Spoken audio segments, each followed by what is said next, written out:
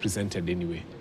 Odoyo, as you come in, I'll have to go back in time and take a look at the president's awards when it comes to, the women population in the country. In 2022, he signed a charter with women on post-election promises.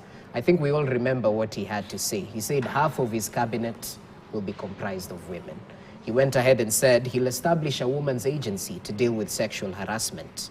He went ahead to say that his government will provide free sanitary towels to all girls. So looking at the political pronouncements that are made vis-a-vis the actualizing, including the 2/3 gender rule, which he said this government will be intentional with it. Is it just big words with zero action?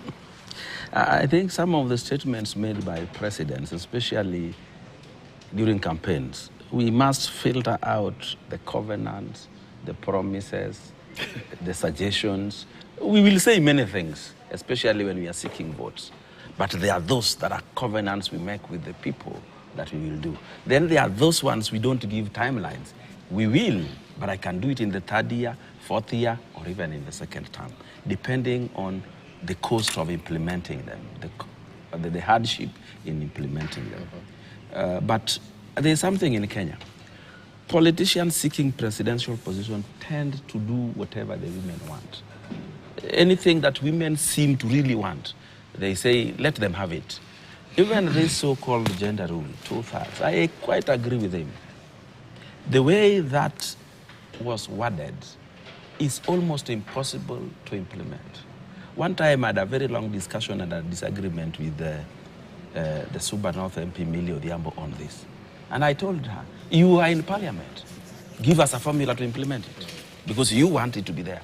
And this seemed to go against Article 27. Because it seems if you have to implement it properly, it will discriminate against men one way or the other. You must give them special seats or nominate them only. And one day, as he puts it, if one day something will make things change, that now it is women who have voted, then what are we going to do? We are going to now start having men reps. So I think we should have gone into this thing in such a way that we put things in the Constitution that encourage the election of women.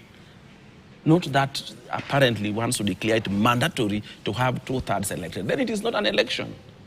So we have to look for a way of rewarding that article in the Constitution. Okay, interesting. And just in a minute or so, your evaluation of the women governors so far, because we've had of President William Ruto, of course, mentioning that this encourages other women to join into the political foray and whatnot.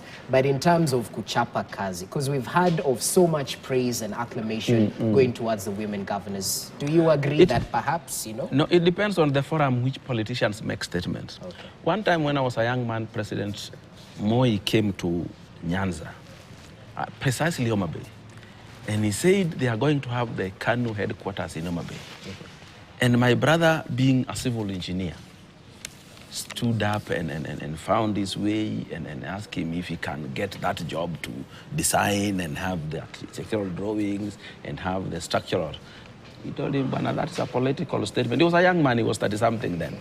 That is a political, there are certain times when my audience are young girls, I make statements that favor them.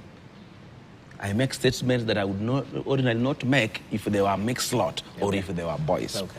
Some of the statements we make because we are meeting only women are different from the one we will make when we are meeting all Kenyans.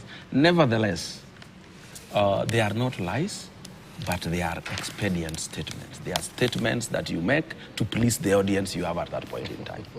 Well put. The communication guy would definitely agree. He knows. But as you come in, Bichachi, it's proper to note President